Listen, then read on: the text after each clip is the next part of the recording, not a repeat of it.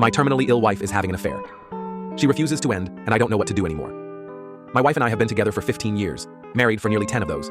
Most of those years were good, not perfect, but filled with love, laughter, and the kind of partnership people dream of. If you'd asked me a few years ago, I would have told you I was one of the lucky ones. But things began to unravel slowly, like a thread you don't notice pulling until it's too late. 3.5 years ago, we moved from the UK to the US, a big leap, but we were excited for a fresh start. Just weeks after the move, her mother passed away back home.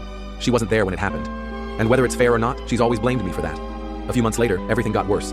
What doctors initially thought was a harmless fibroid turned out to be LMS, leiomyosarcoma, a rare, aggressive cancer. During surgery, the doctors called me. They needed immediate permission to perform a hysterectomy. I gave it. I still remember the weight of that moment. My wife always said she didn't want kids, but I know she did. We'd had miscarriages years earlier. I think she held on to hope, quietly. And when I said yes to that surgery, I think part of her soul shut down. I didn't just take away her womb, I think I took away her last thread of hope. From that point on, she lived under the constant shadow of scans and checkups, always waiting for the sword to drop. Her mental health deteriorated. She became withdrawn, bitter at times, and so deeply sad in ways she couldn't even express. Then last year, she had a horrific car accident, nearly died. After that, it was like something inside her just gave up. She started doing whatever she wanted, stopped caring about consequences, including starting an affair. I found out about it just as her cancer came back. Timing couldn't have been worse. She was preparing for another major surgery. I didn't confront her, not then. I thought, how could I? How do you scream about betrayal when someone's fighting for their life?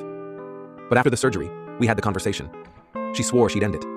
She told me if I stayed, if I supported her through chemo and everything else, she'd cut it off and recommit to us. I wanted to believe her. God, I needed to believe her. But she didn't stop. She still lies, still sneaks off, still acts like I'm the fool for questioning anything.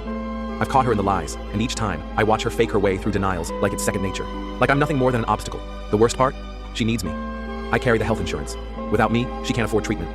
We haven't been here long enough for public options, and private insurers won't touch her with pre-existing conditions. She knows that. I know that. And yet, she still chooses him. And I'm stuck, heartbroken, furious, guilty, exhausted.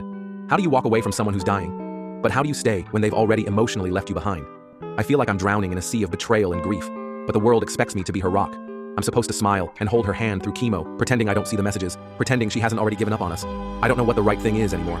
I just know I can't keep living like this.